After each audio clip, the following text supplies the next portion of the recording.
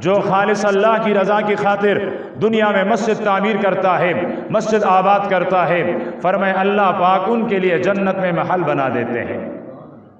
दुनिया में ये महल, ये मस्जिद हमने बनाई है, ईंट लगी हैं, रेत लगी हैं, पत्थर लगे हैं, दुनिया की मामूली मामूली चीज़ें लगी हैं। फरमाया इसके बदले में अल्लाह पाक जन्नत में महल बनाएंगे, लेकिन वो महल कैसा होगा? एक ईंट सोने का होगा, एक ईंट चांदी का होगा, दो ईंटों को मिलाने वाला घारा मुश्क व अंबर का होगा, उसके फर्श में ज़ाफ़रान होंगे और लोलो और मरजान, वो छोटी छोटी कंकरियाँ उसमें बिछी हुई होंगी। ये तो ज़मीन है, ये तो उसकी दीवारें हैं। ज़रा छत तो बताइए कि इस घर के बदले में मोमिन को जो वहाँ घर मिलता है उसका छत क्या होगा? तो अल्लाह के हबीब ने इरशाद फरमाया व सक़फ़ुहा अर्शुर रहमान, फरमाया उस घर का छत अल्लाह पाक का अर्श होगा। ये मस्जिद को आबाद करने वाला कल क़यामत को जन्नत में अल्लाह पाक के अर्श के साए में होगा। यहाँ दुनिया में मस्जिद आबाद करना हमें बहुत मुश्किल लगता है।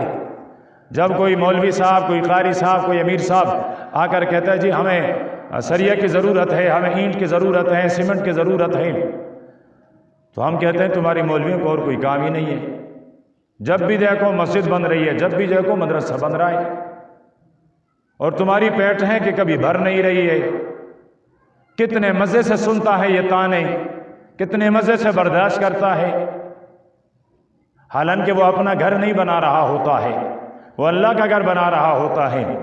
और अपने लिए नहीं, अहलियाने इलाका के लिए, मुसलमानों के लिए, मुसलमानों की अगली नस्ल औलाद की तरबियत के लिए कोई वो घर बना रहा होता है।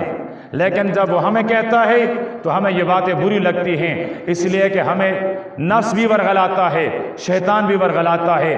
पैसा ही ज़ाया हो जाएगा, पता नहीं ये मौलवी खा जाएगा, पता नहीं मस्जिद बना भी लेगा कि नहीं, पता नहीं हो सकता है मुझसे मस्जिद पर ले जाएं और अपना घर तामीर कर लें। ये किस्मा किस्म वसवसे शैतान इंसान दिल के अंदर डालता है।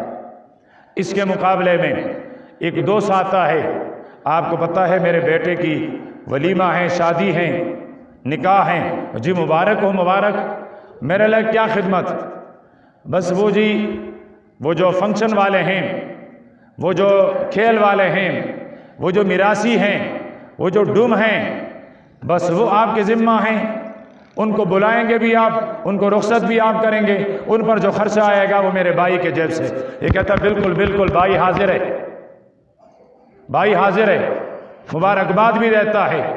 है जालिम, वहाँ तेरा पैसा रब के घर पर लग रहा था, ताने दे रहा था, यहाँ ये पैसा तेरी जहन्नम की आबादी के लिए लग रहा है, ये जहन्नम का प्लाट खरीद रहा है, और यहाँ तुम कहते हैं तेरा भाई हाजिर है। कोई और खिदमत हो तो बता दें। इसलिए कि यहाँ शैतान भी चाहता है, यहाँ नफ्स भी चाहता है, वो हमें वहाँ आसान बना लेता है, यहाँ मुश्किल बना लेता है। इसलिए कि वहाँ दोस्ती हमें इन आंखों से नज़र आती है, यहाँ रहमान की दोस्ती इन आंखों से नज़र नहीं आती।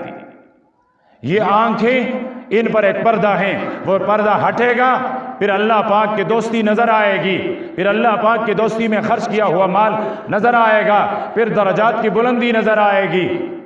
तो दुनिया में सबसे ज़्यादा खुशकिस्मत है वो मुसलमान जिसका माल अल्लाह पाक ने अपने नाम पर, अपनी रज़ा पर, अपने दीन और अपने घर की खिदमत के लिए कबूल फरमा लिया।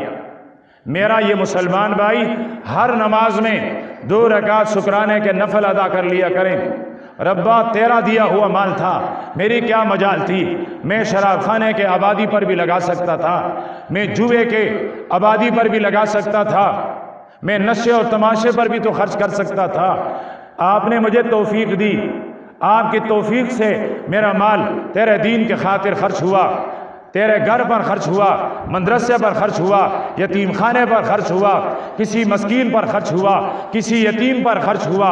इस यतीम का भी मेरे ऊपर एहसान, इस मिस्कीन का भी मेरे ऊपर एहसान, इस घर के रखवाले और मुतवल्ली का भी मेरे ऊपर एहसान कि ये मेरा माल तेरे रज़ा में खर्च करने के लिए मुझे मुतवज्जे करता है, ये तो मेरा खैरख्वाह है, ये तो मेरा भाई है, ये मुझे जन्नत की तरफ ले जा रहा है, ये मुझे जन्नत की बहारें बता रहा है, फिर इस मोहसिन के लिए भी दुआ करेगा और अपने लिए, अपनी माल और इस खिदमत